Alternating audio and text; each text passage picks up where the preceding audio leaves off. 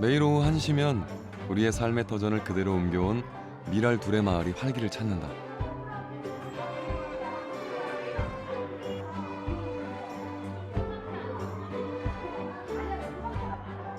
주민들의 삶을 풍요롭게 하기 위해 다양한 경제 정책을 펼치고 통화량을 조절한다.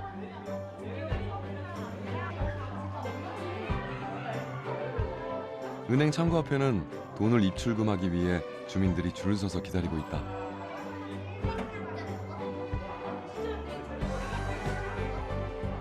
뭐니 해도 가장 인기가 많은 곳은 분식점. 점심시간을 이용해 학생들이 주민이 되어 다양한 경제활동을 펼치며 서로 어울려 살아가는 법을 배우고 있는 이곳은 대안학교 교육 현장이다.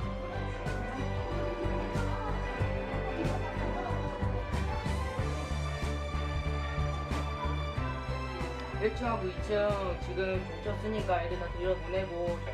점심시간이 끝나자 마을 치안을 담당하는 경찰들이 학생들을 교실로 들여보내고 마을 공동체는 문을 닫는다.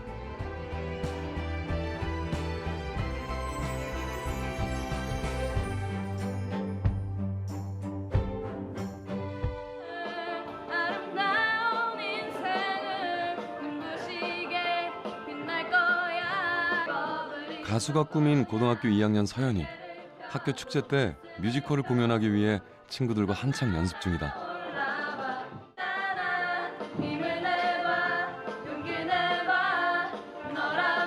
저는 공부와 이런 진로에 관해서 고민을 많이 하다가 압박에 못 이겨서 자살을 시도하는 그런 학생역입니다. 지수 대사에서 내가 이게 땡땡이 예쁘잖아, 땡땡도 잘하고는 이게 사실 배역을 누가 할지 몰라서 내가 비워놨던 거야. 그러니까 뭐 장난도 잘하고 보다는 뭐 노래를 잘하고. 서연이와 친구들은 또래의 친구들이 겪고 있는 고민을 뮤지컬을 통해 이야기하기로 했다. 서연이가 맡은 역은 얼마 전까지 자신이 고민하고 경험했던 일이라고 했다. 그러나 서연이는 뮤지컬 주인공이 선택한 자살이 아닌 대안학교를 선택했다.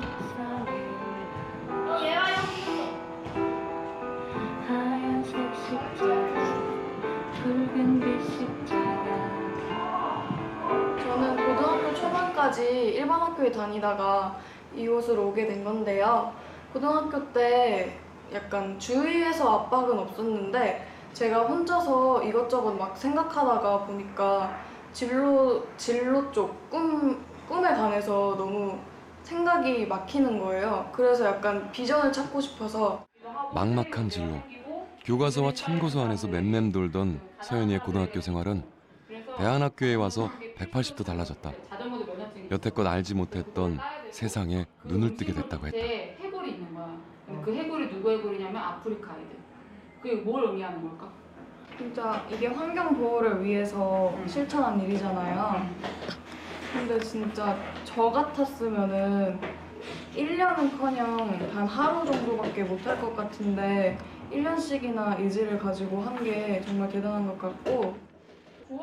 세상의 미랄이 되고 협동하는 둘의 정신을 가르치겠다며 설립된 대한교육 공동체. 미랄 둘의 학교의 생명과학 시간이다. 고등학교 2학년인 서연이 친구들은 환경을 주제로 개발이냐 보존이냐를 가지고 자신들의 의견을 거침없이 쏟아내고 있다. 그런 식으로 얘기를 할 때 내가 생각했을 때는 아까 아마존 얘기도 했었고 의학시 얘기도 했었고 환경보전팀의 대표 발언 듣도록 하겠습니다. 왜냐하면 개발할 게 많은데 벌써부터 이렇게 환경이 파괴가 됐는데 그 개발을 다 끝냈다 치면 그때는 아예 그냥 우리가 살 수 없는 그런 땅이 될 수도 있으니까 환경 보전이 먼저라고 생각합니다.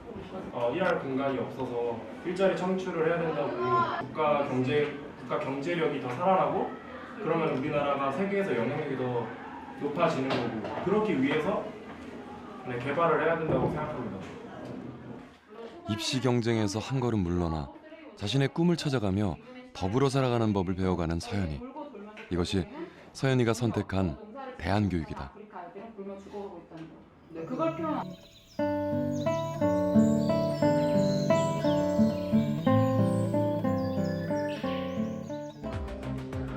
대한학교 설립은 초중등급법 60조 3항, 각종 학교 설립 조항에 해당된다. 대한학교 설립 인가를 받으려면 학교 건물과 운동장 등 교육을 할 수 있는 최소한의 기본 시설 규정이 있다. 그러나 대부분의 미인가 대한학교는 학교 시설 규정에 전혀 구애받지 않고 학교 간판만 내걸고 교육을 하고 있는 실정이다.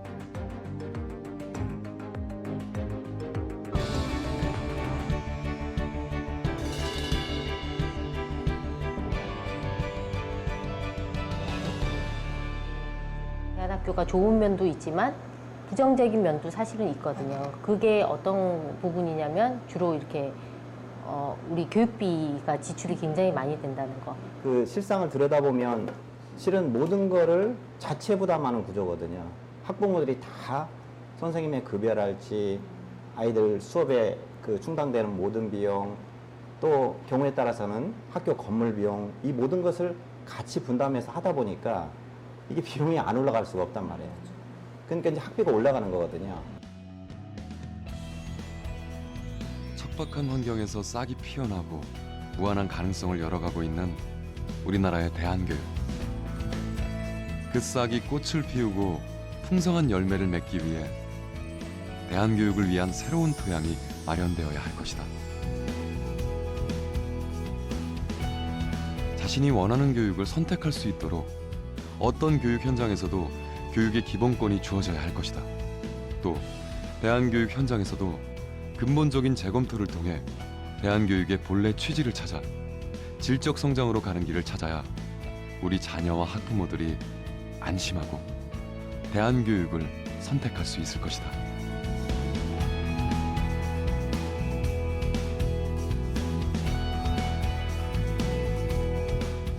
한 게 제일 첫 번째 우선인 것 같아요. 그리고 가고 싶은 학교. 그 학교에서 정말로 재밌는 것을 찾고 또 자기의 그 삶의 방향 같은 거를 찾을 수 있는 그런 학교가 제일 우선이 돼야 될 것 같고, 두 번째는 이제 교사, 선생님들이 얼마나 헌신적이고 정말 아이들과 수업 면이라든지 다른 생활 면에 있어서도 정말 아이들과 소통할 수 있는지 그런 것들.